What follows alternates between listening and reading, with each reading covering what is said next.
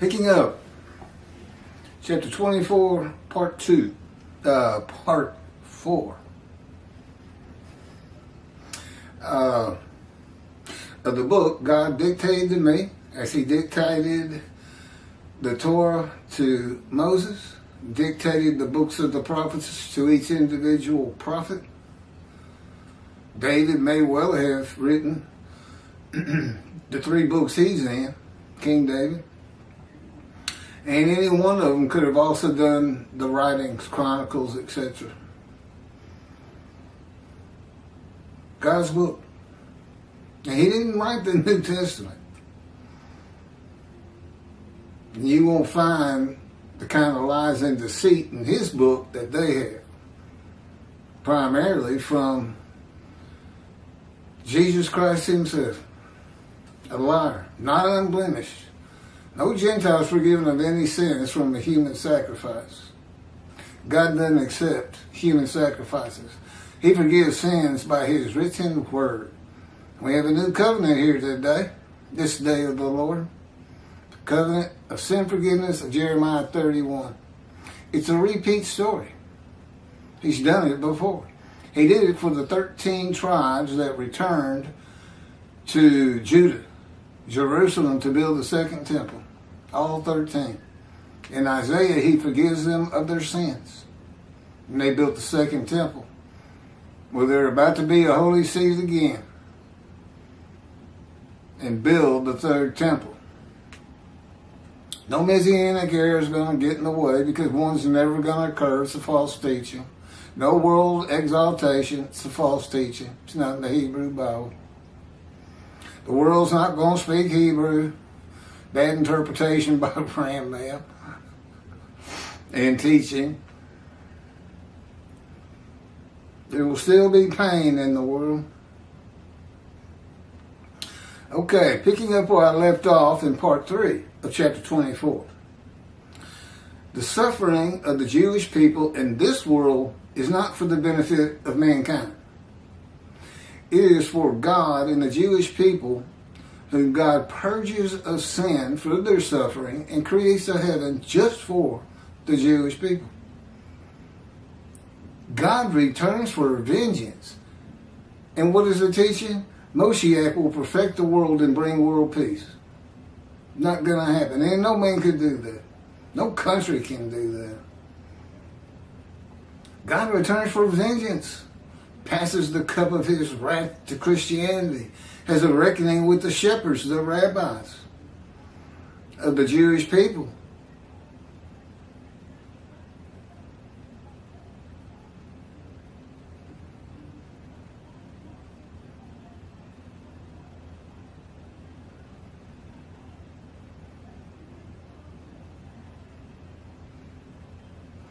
And appoints his servant and shepherd David to tend and rule among the flock, among them. No kingdom. God knew Israel was going to be a democratic state. Rambam just made that up. It's apparently what religious people do. They're like storytellers. What does my flock want to hear? Because I'm going to give it to them. World exaltation is one of them. All the kings of the nations will bow down to us and say they've been wrong about their gods and disavow them all along. And that the Jewish people, the God of Israel, is the only God. All right. Well, God's not going to do it in his power. He's never done anything like that. He's not going to change the minds of the world.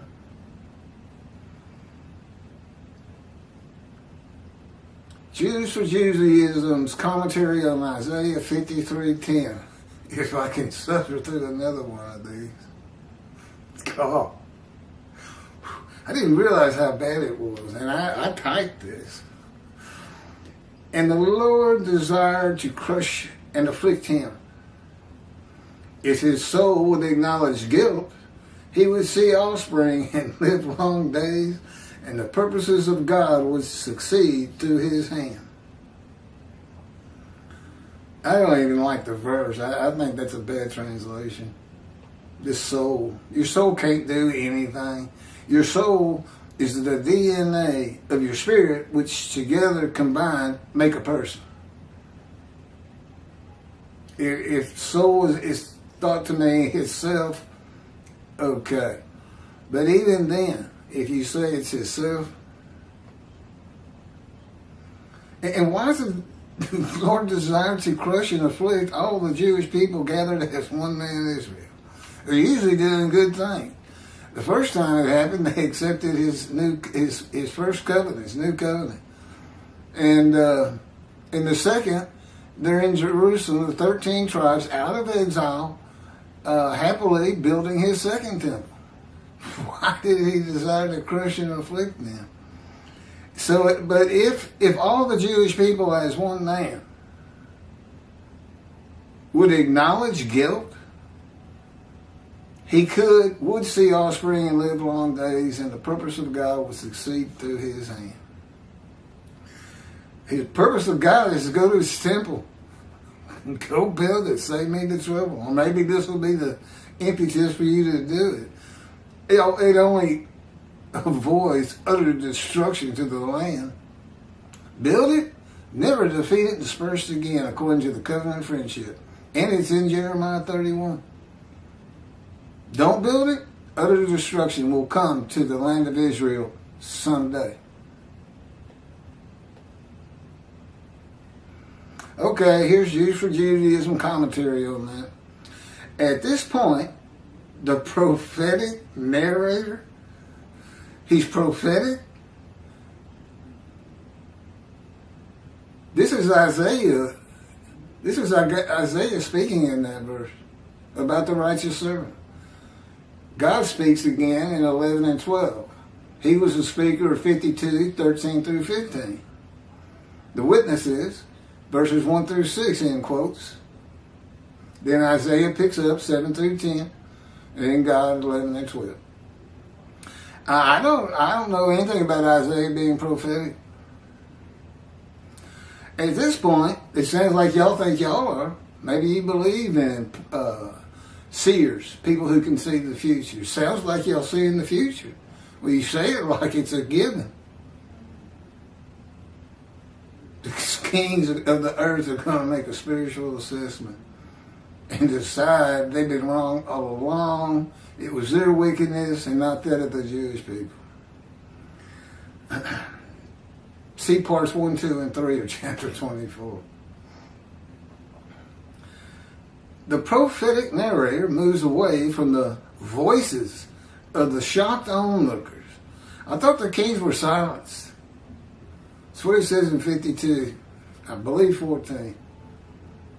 Could be 15. And gives us his own perspective of the suffering of the servant. Well, they got that right. It's Isaiah, but why is he all of a sudden prophetic? The emphasis changes. You know, God told him what to write. That's what prophecy is. God can figure it out. He's not a seer. He doesn't see the future. He just knows what's going to happen next. Every second of every day of the entirety of humanity until humanity is no more. The emphasis changes according to the spiritual needs of the respective speakers. Could be something. I'm kidding. Spiritual needs of the witnesses, they did. That's the need to be made righteous. I was one of them. God chose me anyway. He decided to kill me. There is, although he just about did many times. He exposed me to death 4 times. There isn't much spiritual benefit to be gained by focusing on the guilt of others. It is for this reason that the kings of nations focus on their own guilt. He's not a good prophet. He's not a good seer. He thinks that's going to happen. As it relates to the suffering of the servant. Not everybody thinks about the Jewish people all the time, by the way. Much less kings of nations, especially in China. 1/3 of the population of the earth. And for this same reason, the focus shifts to the guilt of the servant when addressing the servant. I guess that's the Jewish people. How come they're never the righteous servant? After all, the audience of the prophet is the people of Israel, primarily, but they're not the only ones that read it. The prophet tells us, Isaiah, that God desired to afflict the servant. The righteous servant in her final refinement. Oh, okay, they have to say this, huh? The purpose of Israel's suffering from Israel's perspective is to refine them. A true statement. Amazing. As a loving father rebukes his son, so does God put Israel through the crucible of exile. Okay? Suffering makes you stronger. Y'all wouldn't listen to me or my prophets. They would. Still don't. In order for the suffering to accomplish its purpose, the servant needs to acknowledge and to recognize his own guilt. No created being is free of guilt, and by acknowledging guilt, we come closer to God's truth. Isaiah, Daniel, Ezra, and Nehemiah were all righteous people, yet they all acknowledged their own guilt, together with the sins of the nation. Now he cites a bunch of books. I'm not going to, you can read the book together.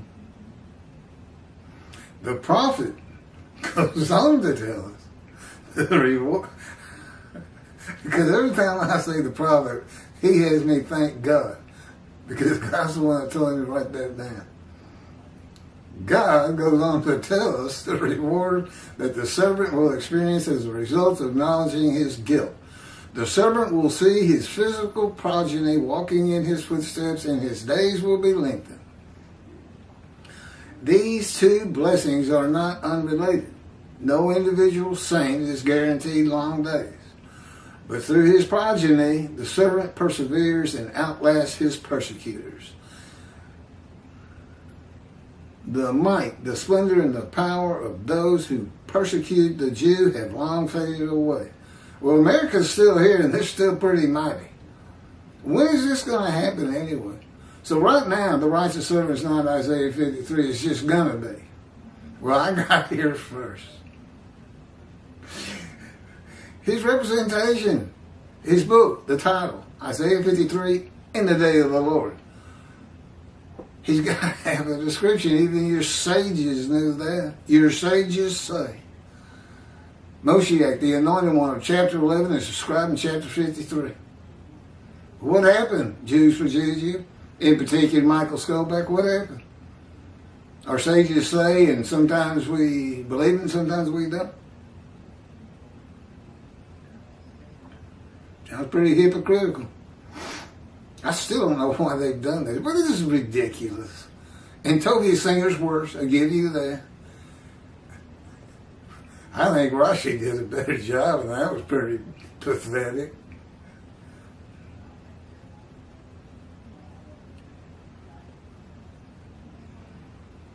Those who persecuted the Jew have long faded away, while the Jews still praise the same prayers and studies the same texts with freshness and vitality. Would you stop it? It is the same Jew that stirred the fanatical hatred of the church fathers, the mobs of crusaders. This was God's purpose. That's why he formed the Jewish people to test the world. Would they?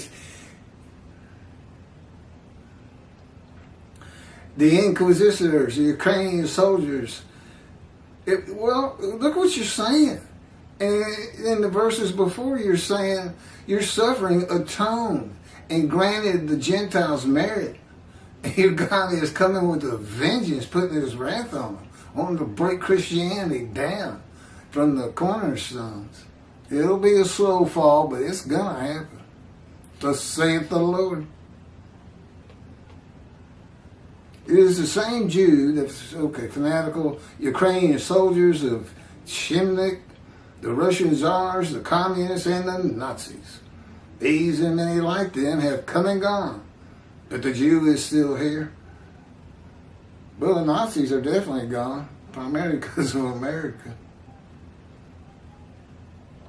The greatest gift that God has granted his servant is the promise that God's own purpose in this world will be accomplished through him. The righteous of Israel are called God's armor bearers. Isaiah 52:11.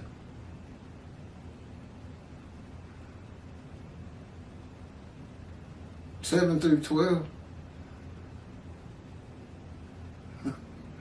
God allowed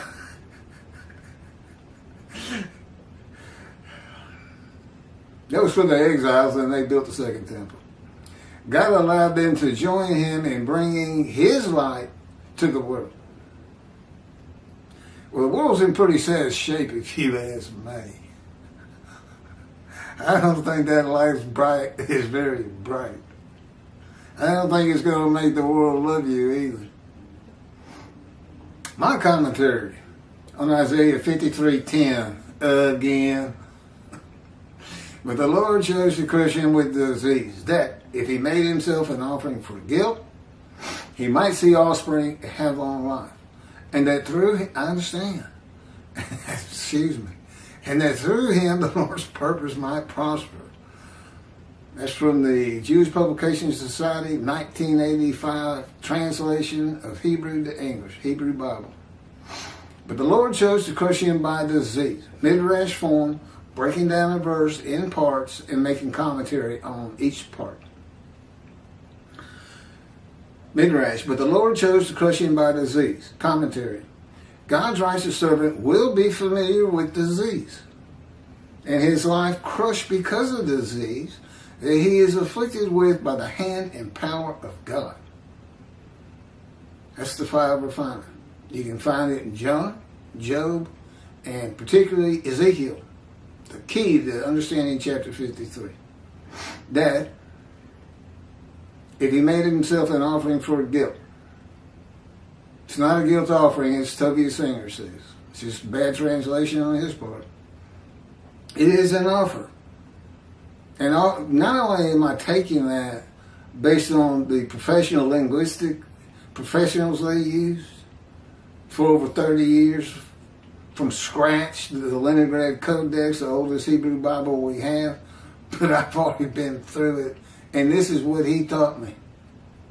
This is all God's writing. You see me reading down here? That's God's writing. I do a lot of extra talking, and it's about the same stuff. But this is where I get it from. It's an offer. An offering of oneself to God for the guilt of sinning, of the witnesses, to the people in 1 through 6, of the Jewish people, and all who come to believe, in return for possibly seeing his children, possibly, and possibly having long life as a covenant. The offering is only a test of his devotion to God, as was the binding of Isaac. When the test of devotion is set before the righteous servant, the new covenant has already arrived. Sin forgiveness from Jeremiah 31:31. And all the iniquities and sins of the Jewish people throughout the world are forgiven, and God remembers them no more. The guilt and emotion, and this is why they're suffering in the first 6 verses. You know, he was wounded for our sins, our guilt was placed upon him, those people. Is from not following the laws and teachings of God by the Jewish people. God's forgiveness of the sins removes the guilt when they find out about it. And that's where we're having a problem.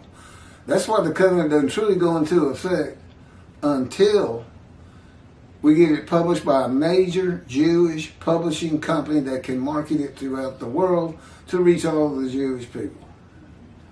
The test of devotion is revealed here, with Jeremiah 31 providing when God is coming with the new covenant, the time to come. It's here. The land blooms again. The old cities have been restored. Jerusalem rebuilt. Time for the new covenant. Well, God's got to be here. How did he deliver the first covenant? He was with Moses.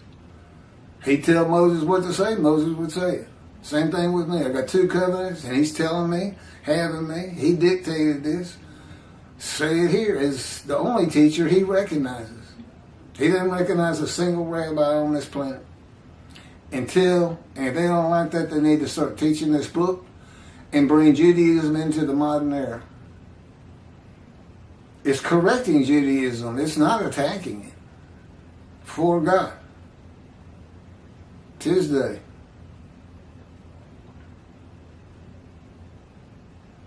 With the new covenant, time to come that is manifested, Malachi 3, by the angel of the covenant.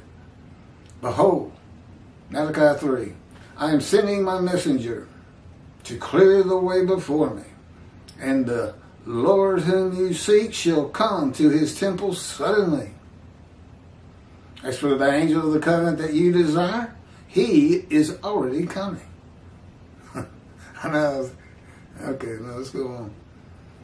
One God of Israel, one angel of his presence, and the new covenant, and one man, the messenger of the new covenant, who is Elijah, but I am the righteous servant, and by passing the test of devotion, I became Moshe, prophet like Moses, and Elijah. One description, 4 righteous servants to come. But they're all here, and you're looking at all 4 of them. I've already handled the duties of the prophet like Moses. What's unique about Moses? God dictated the Torah to him. God dictated this book and another book, the life of the righteous servant, my life, so you can see how I fit Isaiah 53 when properly interpreted, which I do for the first time. Anybody's ever done it, because I'm the righteous servant. That's what he wanted. My righteous servant is going to be able to explain it, because he's going to go through the fire refinement, which you don't have a clue about. And yet there it is in Jonah, Job, and in particular, inescapable, Ezekiel.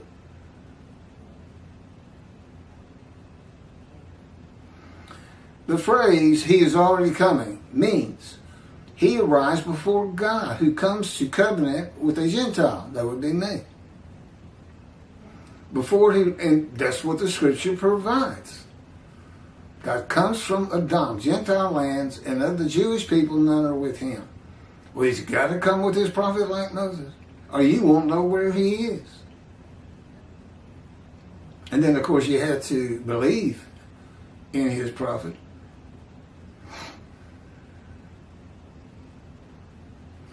God has to speak to the man. He must have a visible representation to speak and write his words, as Moses did to have his temple rebuilt for his return. God has to speak to the man to tell him that it was he that afflicted him with disease and crushed his life. And he did. He takes full credit for my cancer. Both of them. 3 of them. It must be a life-threatening disease, for God tells him that he might receive long life after choosing to crush him with disease. And in verse 12, the righteous servant is exposed to death.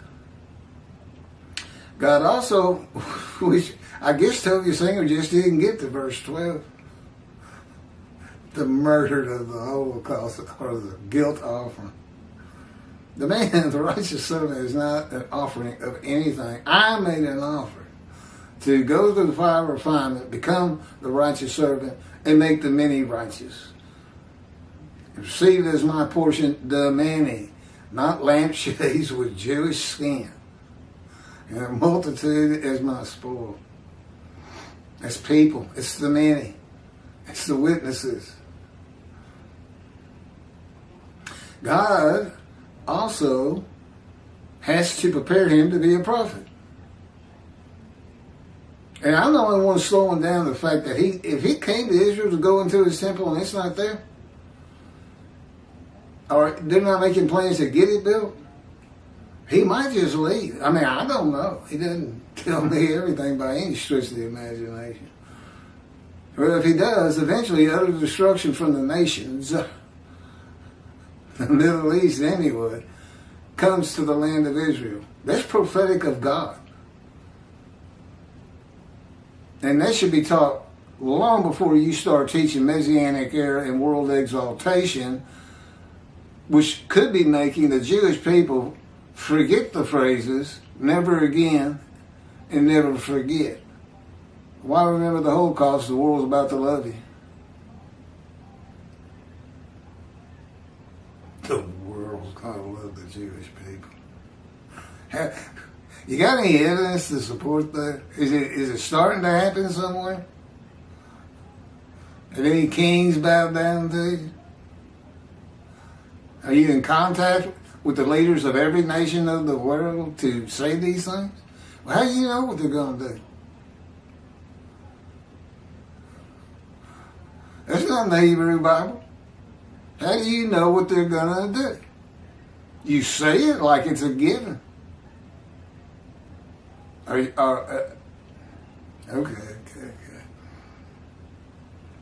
I'm getting hungry. God is not asking the man to give up his life as a sacrifice.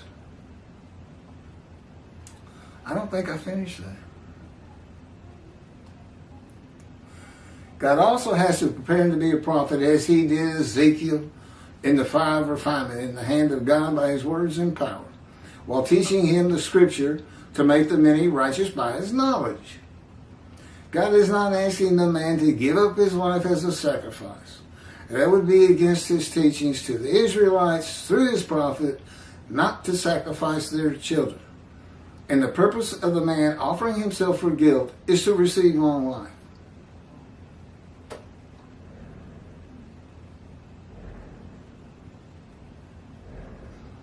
The reality is there's no guilt or sin for the man to bear. The new covenant with sin forgiveness of all the Jewish people on earth has arrived before the offering is made, and no vicarious suffering for the sins of others has occurred. That is why it is only a test. God knows this before he covenants with the man. A covenant that if he makes himself an offering for guilt, God might not let him die of the disease. A test of devotion, trusting that God will not let you die.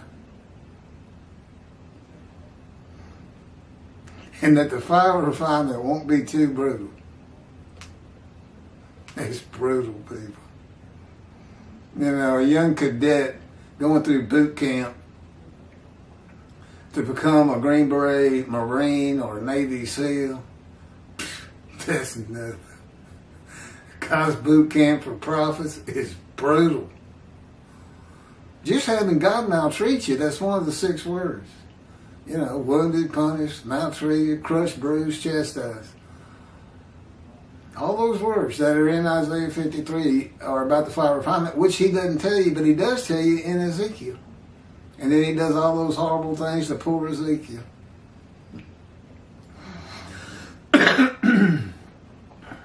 Believe me, when I made the covenant, I didn't have a grasp on what the fire of refinement was really going to be like. I should have known in the first week when he said, Keith, you're going to find that your pain doesn't mean anything to me. And there's no low I won't go to elicit all of your emotions. You know, whatever you do, if God comes to visit you, don't ever say, you wouldn't do that.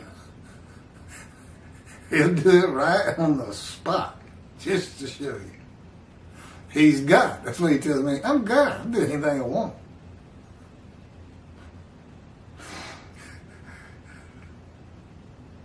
God had Isaiah write Isaiah 53, just as he had Moses write the Torah, at his command and direction. The multiple purposes of how Isaiah 53 is written were no more possible for Isaiah to know than Moses could know of the multiple purposes of the Torah and the 613